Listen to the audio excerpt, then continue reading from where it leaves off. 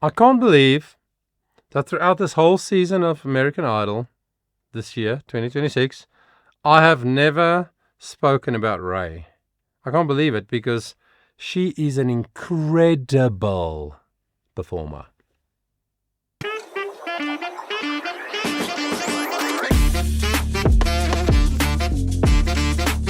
Yes! I love him so much. Full voice, again connected, but much more breath flowing. Don't want a mic stand just hanging around. Keep me where the light is. Yeah.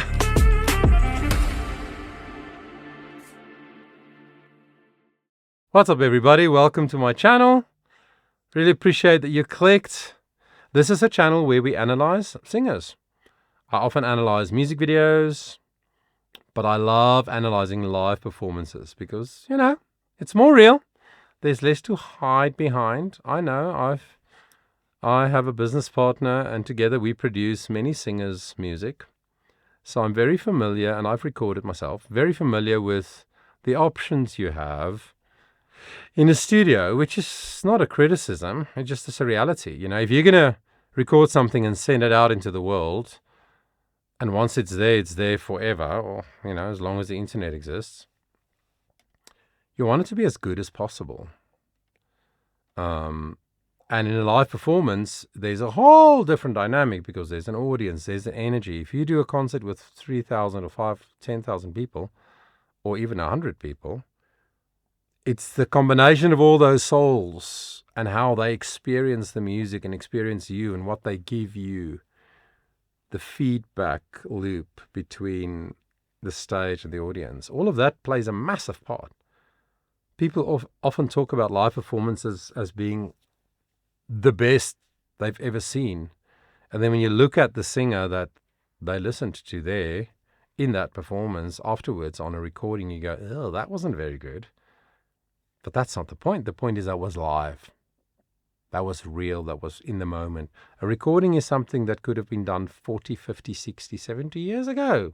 And we still listen to it today. So, anyway, love analyzing singers for your benefit. I enjoy it. It's for me too. I love listening and going, what's that key that the song is in? What is the voice type of the singer in question? Did they choose a good song for their voice? Does the song seem to suit them as a person? How do they use the stage?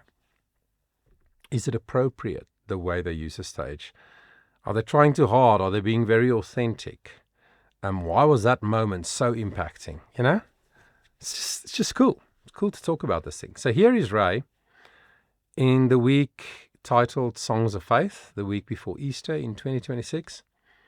And she sings Up to the Mountain. Not a song that I was so familiar with, but I listened to it once and I thought, wow, how come I've never spoken about this woman? Because she sings so well. So let's listen together and then we'll maybe pause and talk about the things. I went up to the mountain because you asked me to, up over clouds to where the sky was blue. Sometimes I lay down, no more can I do, but then I go on again because you asked me to. Wow. So she sings this in B flat. So far the whole song basically sits between B flat 1, 2, 3, 4 and 5. Beautiful place for her voice. Her voice is not dissimilar to Carrie Underwood's. I also analyzed Carrie singing How Great Thou Art. You should seek that out on my channel too. Similar kind of voice, in my opinion, that can really sing, because of her skill, can really sing beautifully in this lower part, like between the B flat and the F4. No. I think in one of those quick runs, she actually touched an F3, which is really low. But the thing that stands out to me in this performance by RAE is she just gives me confidence. Watching her, I'm confident that she's in control. I'm confident that she's going to nail it. That's a big deal. You and I, we've all seen singers, especially in live settings, but even on television or on YouTube or whatever. And while they perform, they make you feel slightly uncomfortable, and you don't know why, but sometimes the reason is they don't seem in control. They don't seem like they've got this, you know? That makes sense. So she makes me feel at ease. I feel I can sit back and just enjoy it because it's so good.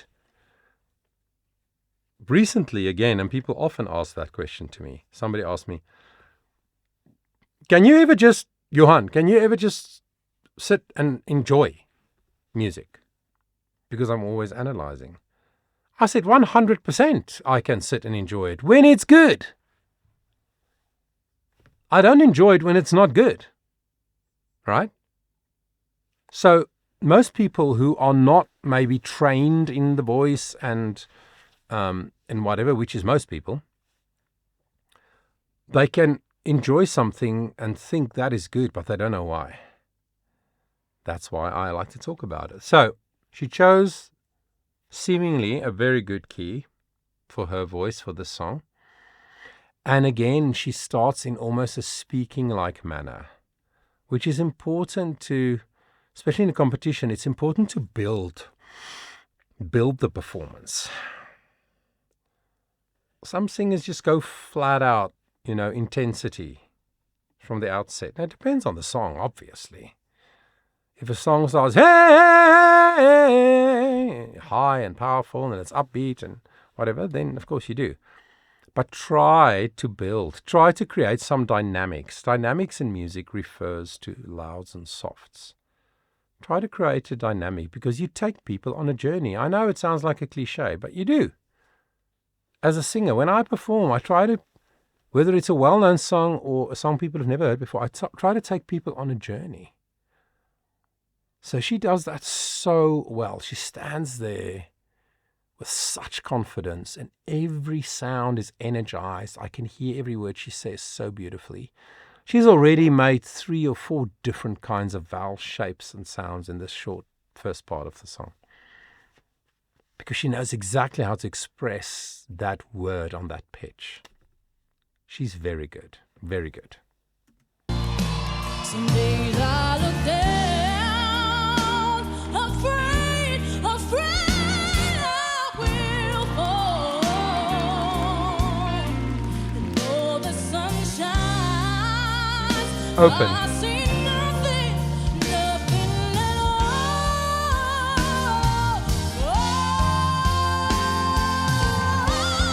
But I hear your sweet voice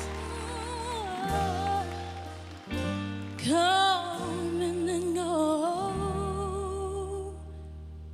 Lord, telling me softly, Breathiness. you love me so.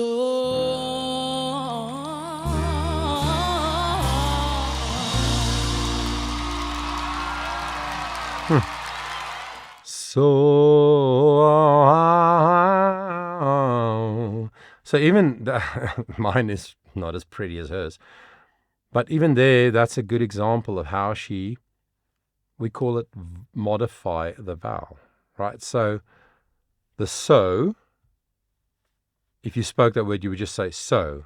So it's really a diphthong. It's a 2 vowel in one. So sort of a and then a u, right? But she goes so. So she changes her shape, she changes her tongue position, and that one single sound, well, 2 sounds, but that single syllable in the word so takes on different feels, you know, as she goes through it. And she does that all throughout the song. But she does it functionally. Is that the word? It's functional. It's not to show off. It's not just to, hey, let me change the shape of my vowels because I want to show people I can do that. No, she does it when it conveys the emotion that she wants to convey. I mean, she sang that high F5 twice so well.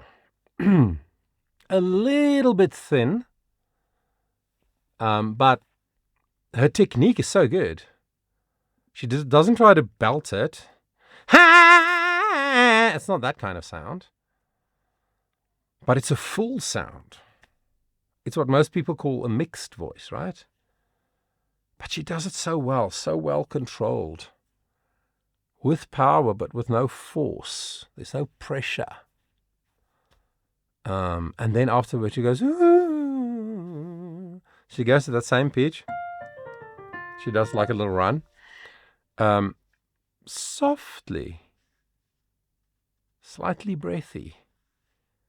And it just makes it interesting. It just makes me as the listener / viewer just lean in and connect.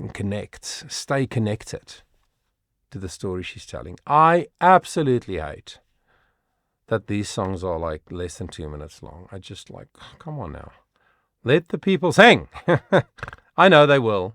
As the show progresses and there are fewer singers and the shows get longer with guest artists and duets with famous people and what, then they often get to sing full versions of songs, I know. But I would have loved to listen to RAE do a full version of this song because it was just so good.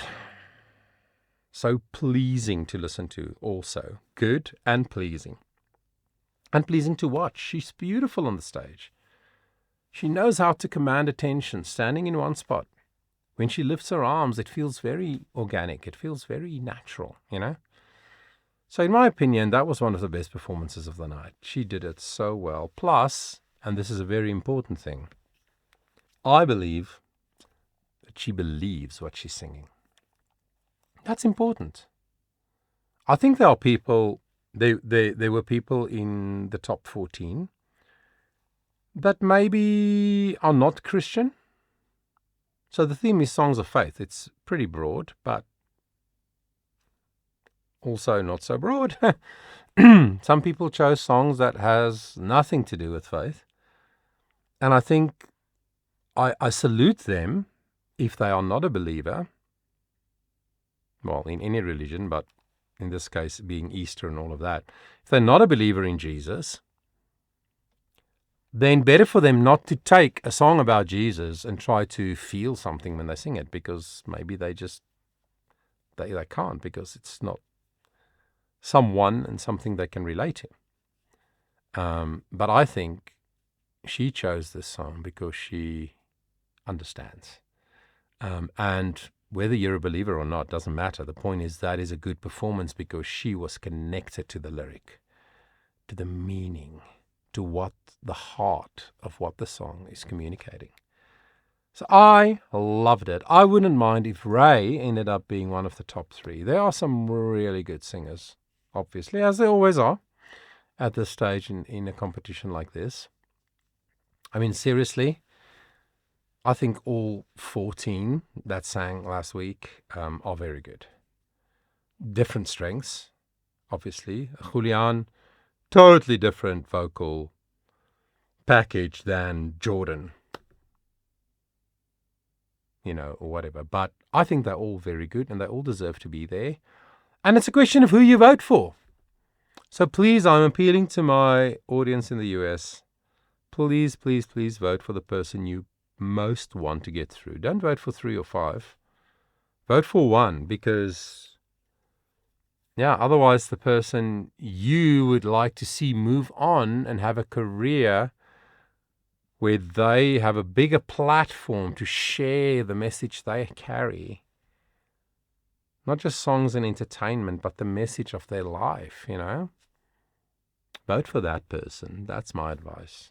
So, anyway, I hope you enjoyed this little analysis. If you did, please give the video a like and subscribe if you haven't. It's free. It takes a second. It really helps us out to keep doing what we do. And until next time, I want you to remember that your voice matters.